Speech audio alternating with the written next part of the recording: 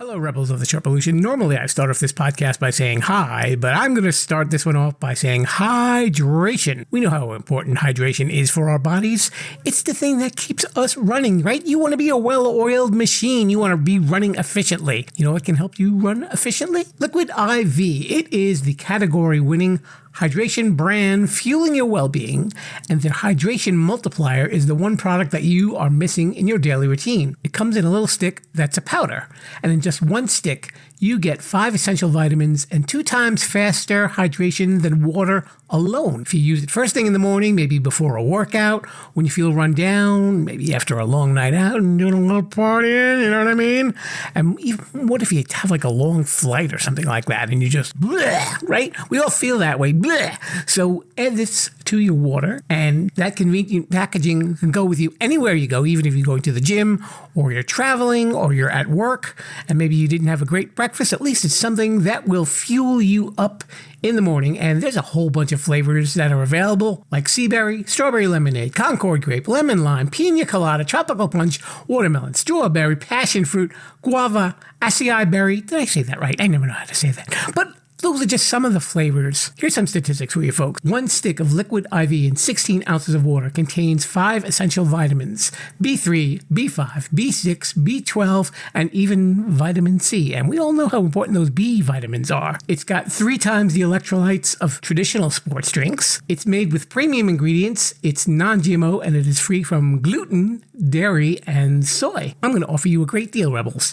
If you go to liquidiv.com and use offer code SHERPA, you can get 20% off of anything that you order on that site when you're shopping for some better hydration. So that's Liquid IV. Check it out at liquidiv.com. Podcast that you're listening to is being presented to you in cooperation with the SJ Network. If you're a person who'd like to appear on a podcast, contact Stephen Joyner at s-j-network.com. Let's get on with the show. Welcome to another episode of The Sherpa Screening Room.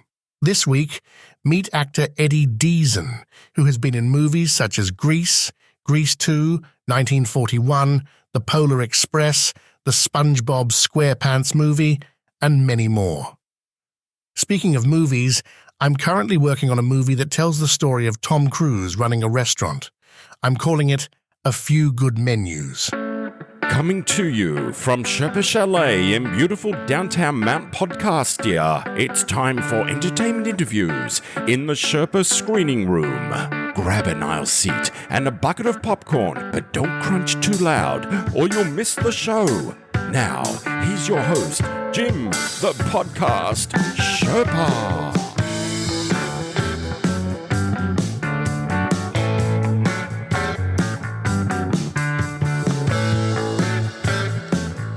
Hello there, Rebels of the Sherpa Revolution, and welcome to the Sherpa Screening Room. It is a presentation of Too Many Podcasts, the podcast about podcasts. And my name is Jim, the Podcast Sherpa, just in case we are meeting for the first time via your headphones or speaker or whatever it is that you are listening to me through. And when we do these episodes, we get to meet the creators, you know, singers, actors, writers, comedians, authors, directors, producers, and so on and so forth. And those of you who've been listening to the show know that we usually do 25 episodes, and then we do a wrap-up episode. This just happens to be episode 26, and it's not a wrap-up. It's a real treat. That's what it is, because it's a treat for you that it's an extra episode, and it's a treat for me because of the guests that I got to speak to today. Now, having worked with super publicist Stephen Joyner for several years now, while I've been doing the podcast, I've gotten to meet a whole bunch of really wonderful people, very talented people, and some of them you know, and some of them you may get to know in the near future. My guest today is a gentleman who's been in the movies for quite some time, and you will know him the minute you hear his voice.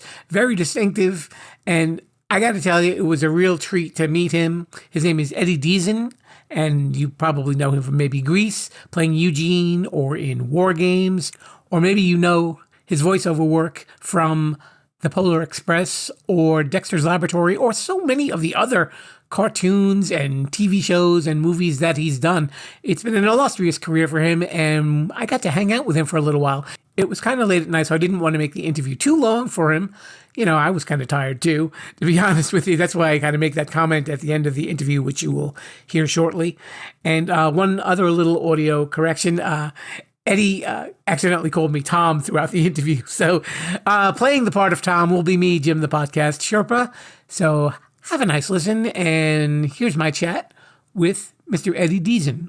Hello there, Rebels. We are here in the Sherpa screening room, and I have a very special guest on the other end of this visual thing that I have in front of me. He has been in some of your favorite movies, such as Grease and Grease 2, 1941, War Games, and Spy Hard, and has also lent his voice to many television shows and movies, such as Dexter's Laboratory, The Polar Express, and Johnny Bravo. And also, he's been on the Weird Al show, too. Very cool. He's been... he's had a really fascinating career since the 70s. And, of course, an international sex symbol, That goes without saying. I know. What other actor, I ask you, has a movie called I Love You, Eddie Deezen? Nobody, right? Burt Reynolds never had that. Good point. And a mediocre movie it was, yes. But yeah, let's not get it. She was a lovely girl, Sari. No, she's very talented. I'm just kidding. Sherry Matson, my friend, she wrote it, produced it, directed it, and she's very talented. Nobody else could have done that. It was fun to work with her. And also, you've got a punk band named after you called Deezen, right? Yeah, you're right. You're right. Yeah. The man is an icon, and he's right here. Mr. Eddie Deezen, if you didn't know that. Well, Eddie, welcome to the show. Thank you, Tom. It's so great to be here. Yeah. Did you have a nice Christmas? Yeah, it was busy, just running around. They were like, come on, Jim, let's go now. We're like, okay, let's go. Right. So I think you were actually the first guest that I've ever had on this show that was gonged on the Gong Show. Yes. That was my TV debut. I was gonged. I was on. Chuck Barris was the nicest guy. I did my stand-up comedy routine. Here he is, Eddie Deezen. Applause, applause, applause, applause. Sure, but will you respect me in the morning? That was my opening laugh. Crickets. So then I went down the whole line, and I had one joke laugh. Paul Williams, the composer, the singer, Paul Williams, gonged me. Super nice guy. And as I was walking off stage, I got my first validation in show. It was J.P. Morgan, who was a panelist. He yelled out, "We love you, Eddie." He yelled out as I was walking off stage. So it was my first validation. Now, Jamie Farr was the third panelist, and I later did a movie with him called Sour Grapes. Jamie Farr is a really, really nice guy, too. But anyway, this would happen, Tom. So Paul Williams gonged me, okay? This is 1976, November 76, my TV debut. So this is about maybe like 30 years later. I'm going to an audition or going to a voiceover gig downstairs. It was, a studio right in Hollywood. I go down. Who's sitting on the couch there? Paul Williams. I go, Mr. Williams. I go, I'm Eddie Deezen. I was on the Gong Show. You gonged me 30 years ago. Do you remember? He goes, I'm so sorry, Eddie. Please forgive me. I go, what? He goes, please forgive me. I beg you. Please forgive me, Eddie. I go, Mr. Williams, don't be silly. It was a lark. It was the Gong Show. It's no big deal. He goes, you don't understand. He goes, I'm an Alcoholics Anonymous. He goes, we have to apologize to anybody we may have hurt in our lives. And I said, Mr. Williams, you didn't hurt me at all. Please don't worry. And I said, of course, I forgive you. You're absolved. So he felt better. He was in Alcoholics Anonymous. He had to get my forgiveness. And I forgave him for gonging me on the Gong Show. That must have been probably one of the weirdest acts of forgiveness anybody's ever got. Yeah, it was. But he was a really nice guy. It's a Gong Show. It's a joke show. It's a goof, Yeah. Now you've had this really great career, and I know that you've encountered just like so many different, like amazing and fascinating people, from the get-go, from when you were doing Grease through, even doing all the voiceovers in the cartoons. I know that when you did Grease, you rode to the studio with Sid Caesar, but you couldn't really talk to him. You weren't allowed to talk to him. Yes, I would ride home, not to the studio. I would take, when I first did it, was my first one. I was 20 years old. I lived at a little apartment, $120 a month. $125 a month apartment in Hollywood. This is 1975. So I got Grease. It was my first one. I would take the bus, Tom. I took two buses to get to Paramount Studios, which was down on Melrose and some other cross street. But at Paramount, I take the bus there. But at night, they give me a ride home because it was late, and I go home with Sid Caesar. And my instructions were, don't say anything unless Mr. Caesar speaks to you first. So I'd sit in the back like a dummy, I'd get there. Mr. Caesar would sit in the front seat, and we'd drive on this winding hill up to his mansion. Sid Caesar is, it's multimillionaire star. He lives in a rich mansion. They drop him off. Then they take me down the winding hill, and they go to my little dumpy, crummy apartment with roaches, and they drop me off. And then one day he turned around to me in the seat. He goes, so you're the water boy, huh? I was the water boy in Grease, Eugene. Right. You're the water boy, huh? And I sarcastically said, "Oh, is it okay if I talk now?" I said, like a dumbass. I should have been more polite. And but he forgave me. He was a nice guy, Mr. Caesar. But that was the only time I talked to him. I think he wasn't. He would talk. He was a very intelligent man. He would pontificate in the front seat. I remember he talked about the Goths and the Visigoths, and they would go raid villages and all, and they'd loot and raid. And he talked about ancient history. He was a very well educated, really intelligent man. It must have been a little bit disappointing because I know you were a fan of like classic comedy and getting to even just spend some time alone with him like that.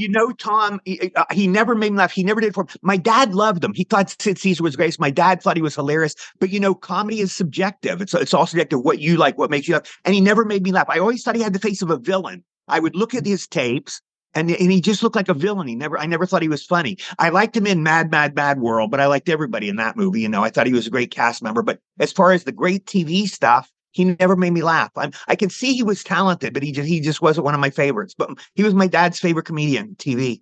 Now, with your comedic background, you're doing stand up and playing a lot of comical parts. Who are your comical influences? Oh, definitely. I was just on Facebook talking about the Marx Brothers were huge influences. Harpo Marx, Groucho Marx. I worshiped them. I loved the Three Stooges. Tom, I fell in love with Three Stooges. I swear to God, when I was about 4 years old. Curly Howard is my all-time favorite comedian. I think he's the most brilliant comedian of all time. He makes me laugh the most. Mm-hmm. And I consider him, and I know this is controversial, but I consider him better than Chaplin or Buster Keaton or any of the greats. Because Chaplin and Keaton were great physically. Curly was as good physically, but Curly was funny verbally too. And Chaplin and Keaton were not funny verbally. Curly could do it all. He died tragically. He was only 48. He gave us 97 wonderful shorts, and he's my all-time favorite comedian. So he was the first comedian I fell in love with. I love the Three Stooges. I love Jerry Lewis, Dean Martin and Jerry Lewis. I fell in love with them in high school, and I just loved them. I had some gnarly experience with Jerry. He wasn't a real nice guy to me. I met him once at a show, he was signing DVDs, and I go up to Jerry and I met him, and he did like a double take when he saw me. He knew who I was, and Jerry Lewis is like, light years away from me. I'm me, and he's one of the superstars of all time, one of the great comedy movie stars of all time. But he did a double take when he saw me. I saw him, and then I went there and I'm spouting out like, "Mr. Lewis, I love you. You're one of my heroes. I loved you when I was a kid. I've worshipped you. I love all you." He sat there, deep freeze. He signed the DVDs quietly, didn't say a word. Total deep freeze. I'm there, I'm like crickets, nothing. And then finally at the end, I said, "No, thanks, Mr. Lewis." And he goes, "You're welcome." No, he said, "I'm sorry." He said, "Thank you." It's like, it was like a little kid, and you go, "Thank your grandmother for the Christmas sweater, Billy." And they go, "Thank you, Grandma." And he gave me that kind of a thank you, like a begrudging thank you. He said, "Thank you." Now, the last thing he did, my friend Jim Neibauer is a writer. He wrote a book on Jerry. He's a good friend of Jerry's. Jerry knew me through Jim, or Jim knew me and knew Jerry. The last thing I got is I looked in the mail one day and it was an autographed picture from Jerry Lewis. And it goes, "To Eddie, love Jerry Lewis." No, "To Eddie, my lookalike, love Jerry Lewis." So that was a sweet thing. That was the last contact. And then he passed away a couple years later. But that was my last contact with him. But I worship Jerry. I saw him live. Jerry and Sammy Davis Jr. are the two most talented human beings I've ever seen. He was unbelievably talented, so brilliant. And he meant the world to me. But he broke my heart when I met him. That time.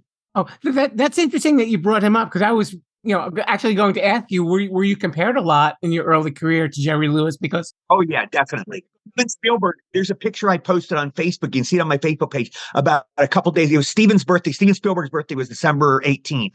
If you look on my page, scroll down, you'll see a picture of me and Steven Spielberg. And Steven said that I was 20 years old. And Steven said, "Eddie's going to be the next Jerry Lewis." He predicted it. But of course, it never happened. I had my career and it was a good career, but nobody became the next Jerry Lewis. There was only one Jerry Lewis. It's like being the next Charlie Chaplin. There's never going to be another Charlie Chaplin. The next Groucho Marx. There's never going to be another Groucho Marx. But Steven said that about me. I was like a hot young comedian in those days, Yeah, I think it's easier to probably be like the first Eddie Deezen rather than being the next Jerry Lewis.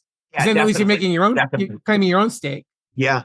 Now, I was listening to a podcast. It was called Too Much Information, and they were talking about the movie Who Framed Roger Rabbit. And I heard that you were one of the people that was into consideration. Yeah, I was. Well, Bob Zemeckis, Bob Zemeckis is my favorite director. Bob directed me in his first film called I Want to Hold Your Hand in 1978. And it's still the best film I ever did. I played myself. I played a Beatles nut. It was the first film Steven Spielberg ever produced. Steven was executive producer, Bob's first film. And we did a great movie. It's about going to see the Beatles on the Ed Sullivan Show in 1964, 7 of us kids. but it just tanked at the box office. It bombed, but now it's a popular cult film, you know. And if you ever see it, it's really a good movie. You should see, you know, the Beatles anniversary is this in 2024, the 60-year anniversary of them on the Ed Sullivan Show. You should watch it if you're a Beatles fan. But what was the question? I'm so sorry, my mind drifted. It was that the Who Framed Roger Rabbit. Yes. So Bob, just to finish this thought, Bob later wrote me into the Polar Express. My character Know-It-All is not in the Polar Express book by Chris Van Allsburg. Bob wrote the role for me in this one. He remembered me and wrote me in, and I got to be in Polar Express, which I'm very proud of. It's a great Christmas movie. But anyway, I did audition for Roger Rabbit, and Bob, of course, directed it. And I was in a room with Bob, and I was reading, and I just didn't do a good read. It just, I felt that I could have played the role. Not Charlie Fleischer was great. I'm not saying I could have been better, but I could have done it my own way, and I could have done it funny too. But it was just one of those auditions. And, you know, an actor knows, you feel in your gut, and I thought it wasn't a good audition. I wish I'd done better, and I would love to have had that role, you know. I would love to have played Roger Rabbit. And Bob is the finest director I ever worked with. Yeah, well, I guess while you're bringing up the Beatles, you know, I know you are a huge Beatles fan. I understand that at some point you had a website with like a Beatles quiz that you were going to give $100 to somebody. Deezen.com. It's an obsolete. It used to be not a Facebook page, but it used to be just a page on the internet. This is before Facebook. And I had 10 or 20 Beatles questions. Nobody ever solved it. And I offered $100. I could have offered $1 million because nobody's going to get these questions. I know weird trivia about the Beatles. Nobody else in the world knows. You know, that's my specialty. But I put 10 questions and nobody ever got it. There were a few people attempted, but nobody ever solved it. And it was the world's toughest Beatles quiz, I called it. Yeah, so the money was safe. You want to throw one of the questions at me? I'm just curious what they were. Okay. Who was George Harrison's favorite actress? Oh, wow. I just know all this weird Beatles trivia nobody knows because I've read like at least 1,000 books on the Beatles. You know, in each individual Beatle, I know stuff. Yeah. I'm curious, what did you think of the song that they released, the Now and Then record? I love the Beatles and I don't love them any less. And I mean this with all respect. I didn't like it. I didn't like the song. I liked the video. The video was great, but I just didn't like the song. Like I didn't like the other ones, you know, Free as a Bird and the other one, they Real Love. I didn't like they're anticlimactic. They weren't good. You know, that's all enough. It doesn't hurt the legacy at all. You know, it's just, they weren't that good a song. In my opinion, it's like comedy. Like I said, it's all subjective. Some people like them. And of course I'm casting no disrespect on the Beatles. You know, I'd never do that. Yeah, no, I actually felt the same way, Eddie. I mean, it's interesting that, you know, that you said that because I think when the four of them were there, they had that chemistry. And I think with one of them not being there, and they were really more John Lennon songs than Beatles songs. So they had a different quality to it. Yeah. And they were, you know, the Beatles existed at that point in time. They were these guys in their 20s, you know, and the Beatles in their 60s. And it's not the same thing, you know, it's like Jerry Lewis is an example. Jerry Lewis in his 20s wasn't Jerry Lewis in his 60s, you know, you close your eyes and try to imagine it, but you're a different person. I'm not the same guy I was when I was in my 20s, you know. Sure. I wish I was. I can't run like that anymore. We always said we were the same person when we were in our 20s, right? Yeah. You're the same spirit inside your head. You know, you're the same being inside your head. That doesn't change. But bodies get older. You know, bodies are like trees or whatever. They just grow older. Now, I know you got into the voice over acting because you said that it was easier because you weren't really comfortable memorizing lines. Yeah, I had a problem with that, Tom, especially later on. In my early days, I could do it better. I would, like any actor, I would get the script and you know, you get your scenes for the next day in a movie. I'd lock myself in my room and I'd rehearse my lines and I'd do my lines the next day. Now, the trouble started with War Games. I did a movie called War Games in 1983. I don't know if you saw that. Did you see War Games? With Matthew Broderick. With Matthew Broderick. It was like Matthew's second film or third film. But I did it and I kept screwing up there's a phrase in it called data encryption algorithm. Okay. And I swear to God, Tom, I kept screwing it up. We do take after take, and I go, data endocrine algorithm. Cut. The director goes, data endocrine algorithm. Cut. Data endocrine algorithm. Cut. And we kept screwing up. So the director called me over. Marty Bress was my director. So he calls me over. He goes, Eddie, let's go for a walk. So he puts his arm around my shoulder. We're walking around the studio. He goes, look, you're costing the studio money. He goes, we're going to get you these things called idiot cards. And he said it. He goes, idiot cards. He's the little derogatory there. But anyway, he held up idiot cards and I read it off idiot cards and I got it in one take.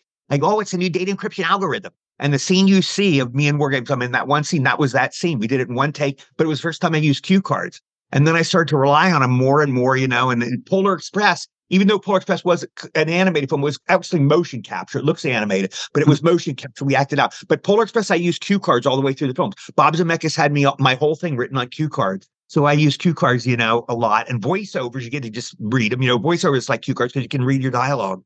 Right. But memorizing lines, I'm like Marlon Brando. I always had a hard time doing it. So, while we're on the subject of voiceover, I know you were probably most well known, probably between Polar Express and Dexter's Laboratory as Mandark, and that you Right. get to play a villain. I was the bad guy. Yeah. I've been a bad guy in a couple films. I was a bad guy in a film called Surf 2. Mhm. I was the lead guy and I was a mad scientist bad guy. But Mandark, yeah, I usually don't play a bad guy. I always play an idiot, but I usually don't play a bad guy. But that way I was a bad guy. Is it true when you auditioned for Grease, you actually went dressed in like nerdy rather than everybody else who was as a this greaser? was before Pee Wee Herman. And I went in, it was called Grease. So I greased up my hair. I thought, and you realize, looking back, you go, the nerd wasn't grease hair. I was the nerd. Mhm. Nerds, the tough guys had grease hair in the 50s, the T-Birds, Fonzie, Elvis, the cool guys had grease hair. I shouldn't have grease hair. But I bought Vitalis, and I greased my hair up all greasy. And I come and I go, oh, this is called Grease. And I went in a nerdy little suit. And all the other guys, it was like a big cattle call. All the guys were dressed like Fonzie. All the guys had leather jackets and white shirts, white T-shirt, cigarettes rolled up, a cigarette in their ear or whatever, and all the girls had poodle skirts and saddle shoes. And I was the only nerdy guy there, I swear. So I went into the audition and it was Alan Carr, the producer, Randall Kleiser, the director, and Joel Thurm, the casting director. And Eugene has like 4 lines, a very small role, but I read my lines and they were nudging each other. I kept looking, I could see, they were nudging each other. And I thought that's a good sign. Mm-hmm. Then later, I'll tell you the whole story, Tom. I don't know if are you a religious man? Not too much, but go ahead. Okay. You could take it as a lucky job then. But religious people call this a religious story. Atheists and agnostics say you lucked out. But anyway, the point is I did the audition. Anyway, they called my agent a day or two later. They said, we want Eddie for the movie. So, of course, my agent told me, oh, my God, my first film, I'm going to be in a movie with John Travolta. John Travolta was the biggest star in Hollywood. Mm-hmm. Olivia Newton-John. I called my parents. I called my friends. I'm going to be in a movie with John Travolta. It's called Grease. And I told everybody. Anyway, Tom, they called my agent a couple days later. They said, look, we're going to cut Eddie out of the movie. We're going to not use Eugene in the movie. It's a small role. We're going to do the movie without the Eugene character, so we don't need Eddie. So, of course, my agent called me and, I wanted to jump off a cliff. I go, are you serious? Right. I had to call everybody back and say, I'm not in the movie. After telling them I'm in this movie. So my agent comes, picks me up. She goes, we're going to go to church and pray. So there was this little church. I think it's still there. It's on Hollywood and Vermont. It's off Hollywood and Vermont. It's by the House of Pies. I'm Jewish, by the way. But my agent and I went into church. She goes, we're going to light candles. So we went to this little altar there. She gave me a match. And we lit candles at the altar. And I prayed fervently. I go, please, God, let something good happen to me. Please let something good happen, God. And I really prayed. I swear to God, Tom, this is a true story. Then a couple of days later, they called back my agent. They called back Regina, was my agent. And they said, we want Eddie back in the movie. He's back in. So again, if you're religious, you go, oh, it's a religious story. It's a great story. You pray to God. If you're an atheist or you don't believe, if you're not a religious person, you go, you lucked out, and, either way with Grease, I won the lottery, as my first movie, and it was like the most popular musical of all time. So I lucked out. Sure. I guess things just sometimes will line up for you that way. And yeah. The universe was good to me there. Absolutely. Now, I know you were being offered a lot of roles for a stretch. I know you were offered the role of Spaz in Meatball. Yeah, I was offered it, but I couldn't do it. I was actually too busy in those days, believe it or not. Meatballs was filmed in 78, and I was busy that year. I was doing 3 films, and, I could have worked with Bill Murray. I would love to have done it. But I was doing Grease in those days. I won a whole granted one called Laser Blast. And I was working at that time in 1941 with Spielberg, and I was working with John Belushi. And I think that was filming in late 78, early 79. So I just had other bookings, which is, that's ridiculous for a guy like me. I would love to work with Bill Murray. Meatballs was a great movie, and I would love to play the role of Spaz. Now, with all the people that you have worked with, were there any particular actors or actresses or even just, well-known people that really left an impact on you in your career? Oh, my God, yes. Well, starting with Grease, John Travolta was the nicest guy in the world, the greatest guy ever. He called me buddy. And he was so nice. He treated me so nice. And I remember to this day, Tom, there was a day where I walked. I was like a nobody. Grease, my first film, nobody knew who I was. I walked out. We were out on the football field. It was a big football field. We were filming at one. We filmed at 3 different high schools. We were in a high school field, and it was packed with people. And there were these reporters around John, and cheerleaders were around him, and all. And I came in. I was licking a chocolate ice cream cone, and I walked on with the chocolate ice cream cone, and I see the sight of John Travolta. He leaves this entourage around him. He jogs over to me. How are you, buddy? He shook my hand. How are you, buddy? You okay, buddy? And he shook my hand. That's the kind of guy he is. He's a very sweet guy. Uh-huh. Now, Tom, I had open heart surgery in 2020. I was very sick, close to dying.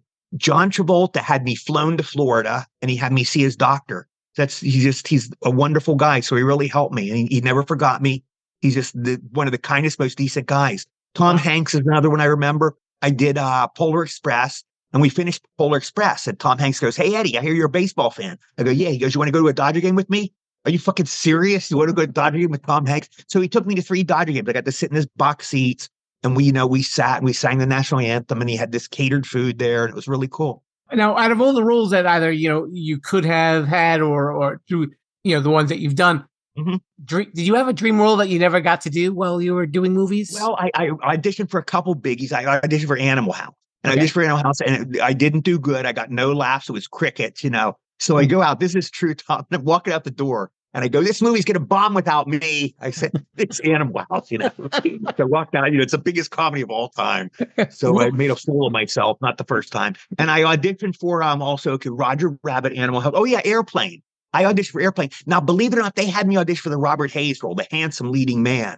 Which I could never play that. I could have played a kid. They could have wrote a little bit of scene. There's all these little vignettes. They could have wrote a little scene for me. But I auditioned for that. And I remember auditioning, "All right, we've got to get the plane in a lane." And I'm trying to be, "All right, Elaine, let's try to land the plane." There was crickets. The guys are around me at a desk, and it was dead silence. You could hear a pin drop. And I went out, "Thank you." And I go, "God, that was a disaster." But why did they have me read for Robert Hayes' role? It's so stupid. I would love to have been in that film. They were both great movies, and I would love to have been a part of either of those. I would have loved to have been a part of Roger Rabbit. These are classic great movies. But you've definitely made your mark on the screen, whether large or small. That is for sure. Well, thank you. You're very kind. Thanks, Tom. And I know you spend a lot of your free time now doing a lot of autograph shows and everything like that, shaking hands with the folks. And I love doing signing shows. Yeah, you've been doing that for quite some time, because I know you. Yeah, I started, Tom, about 40 years ago. I started like in 82. I've been doing them steady since until my heart trouble in 2020. I've been doing them steady since 82. And I love doing them. You meet the nicest people in the world, wonderful, great people, and you're right. I met my last show, Tom. A blind lady was there. There's a lady walking on the floor. She had the white cane, and she's feeling around. Her husband's guiding around. She's feeling around. They bring her to my table. I go, "Hi, da, da, da." She goes, "I recognize your voice." She goes, "1941 is my favorite movie," she said. She's a blind lady. She must listen to 1941. So there were all these pictures there. So she goes, "Do you have a 1941 picture?" I go, "No, ma'am, I don't." And I described the picture. I go, "This is one of me in Greece. Da, da, da, and they're in my suit. And this is me in, 1941. And here I am in a movie called Surf 2. And I showed her, and she said, "I want this one." And she chose one, a Greece one or whatever. And I gave this blind lady a picture. It was a very beautiful moment. But she listens to movies. And, I gave her my autograph. I gave her an autograph picture. It was a lovely moment. You have these great experiences in the show. Steve, my manager, my brother, and I do these shows. And we have these wonderful moments. We should pay them. They're such joyous events. You meet the nicest people. I was with a guy who played Jason. He's like, his name is AC something, but he played Jason in the Friday the 13th movies, Okay. And I was talking to him. I go, "What a great racket." I go, "People give us all this money and tell us how great we are." And he goes, "Yeah, we're like cocaine dealers. Everybody loves us." That's what it's like. It's like we're a popular cocaine dealer. One thing that I don't think that you've done yet, but I'm curious if you would. Did you ever think of writing your memoirs? Yeah, someday I get that question a lot, Tom. And if I could get a good writer and I could just, I couldn't write it all. There's too much stuff. But if he could just ask me questions that I could just tell him about all these experiences, it would make a great book. It really would make a great book. So hopefully it's on my bucket list. I'd like to do that someday. Because I think when I hear you tell stories and stuff, you offer such an interesting perspective. And I think people who definitely love movies and TV and stuff like that would really get a clearer vision of what an actor deals with when, right. He's doing all stuff. And even just the celebrity that you're surrounded with and the celebrity that you become as well. Right. And how you deal with it. You're a level-headed guy who's, really cool with everybody. Yeah. You should think of it. I mean, hopefully we can find you a good biographer. From your mouth to God's ears. I hope it happens, Tom, because I would love to do it someday. Okay. Well, I think that's all the questions I've got. I know there's so much more that we can cover, but I don't want to keep you too late. Because it's late, okay. And we'll be both full of this. Wow. But ladies and gentlemen, this is Mr. Eddie Deezen. Thank you so much for spending time on the show. Well, let me tell you something. You are one of the nicest guys. It was my pleasure, Tom. You're a wonderful guy. I hope you had a happy holiday season, and I wish you a great new year in 2024. I hope all your New Year's wishes come true, and I wish you continued success with your podcast. Thank you very much. Be a rebel. Follow the show at Sherpolution on Twitter, Instagram, and Facebook. A very special thanks to Eddie Deezen for swinging by the Sherpa Chalet. And of course, an extra special thanks to my buddy Steve Joyner for making the interview happen. Thank you very much, sir. And while we're on the subject of thank yous, you know what'll be coming up next week. It'll be the season 11 closeout. And we will get to review the past season and maybe talk a little bit about what's happening next season. What is happening next season? I have no idea. I guess we'll have to find out. And if you want to find out what's happening next season, you can also follow me on social media. Sherpalution is the word on Facebook, Instagram, Twitter, TikTok, and even, yes, LinkedIn. Yes, I actually have to make it look like I have a job. Good luck with that, buddy. And you can also listen to the show right where you are, or if you want to switch to something new, check out my website, sherpalution.com, or our YouTube channel, audio only. You're welcome. And the tag for that is at Sherpalution5000. And if you can, please leave us a nice review on Apple Podcasts, and maybe, just maybe, you can win some podcast merchandise. Wouldn't you love to have some podcast merchandise? Of course you would. Okay, Lord Mr. Bruce, we are heading on out of here, getting ready for the wrap-up. And until then, we hope to see you next time. Thanks for listening. Viva la Sherpalution! Thanks for listening to the Sherpa Screening Room. Don't forget to subscribe, rate, review, and share this podcast. I'm Mr. Bruce, and this has been a Sherpaloo Studios production. Viva la Sherpalution! You know, Rebels, if you've been checking out some of my promotional ads on social media, you'll be aware that I have been using a lot of AI programs to help me create ads. But you know what? There's a lot more uses for AI than just funny little videos. And I'd like to introduce one of our new sponsors, Podium. It is a leader in creating AI tools for podcasters. Now, let's say you've got a podcast, or maybe you're even thinking of doing a podcast. You're probably wondering, well, how can AI be integrated with your workflow? I'll tell you about Podium. As a podcaster, you know that writing show notes and creating chapters and transcribing episodes takes a lot of time, and it can cost you a lot of money too. But you know what? That's where Podium comes in. It's an AI tool designed specifically for creators and podcasters with the goal of making post-production tasks quick and easy. And in just a few minutes, Podium generates show notes, chapters, summaries, clips for social media, a full transcript, suggested episode titles, social media posts, and more. Whew, that's a lot of work for one little program. Your show notes are key to your podcast's success because it helps new listeners find your podcast and they'll know if it's a fit for them. You know, kind of like too many podcasts. It also improves your SEO. That's your search engine optimization. Ooh, big phrase there. And overall accessibility. And with Podium, you can focus on creating a great podcast and let Podium's AI do the heavy lifting. But Podium isn't just for solo creators and podcasters. It's a game changer for editors, producers, marketers, agencies, and production studios. Teams that use Podiums are able to increase workloads, decrease turnaround times, and improve their quality. How does it work? Very easy. First, go to Podium's website, and you'll see that link that's right there in the show notes. You get 3 hours free just to try it. Pretty cool, huh? And using that link also supports this show as well. And you know what else happens? Because I'm a good guy. You use my link, you will get 50% off for your first month. So visit the site, upload an MP3 file, and download your files, and that's it. And if you need anything else, you can use Podium GPT to generate articles and any marketing copy you might need in seconds. Instant show notes, transcripts, chapters for your podcast or channel. This will level up that podcast. So check out Podium today.